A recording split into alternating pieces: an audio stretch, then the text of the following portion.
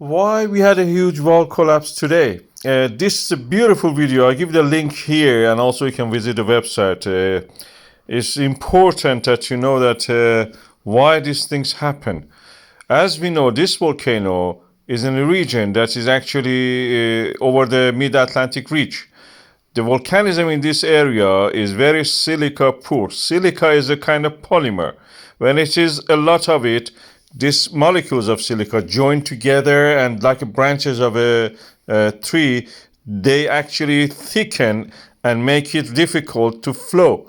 When the silica content is low, this kind of sticky gluiness and entanglement of the molecules of the whatever is there, this lava, is difficult. So they are not very stable. They're like a saliva compared with the Boogey, if I say that.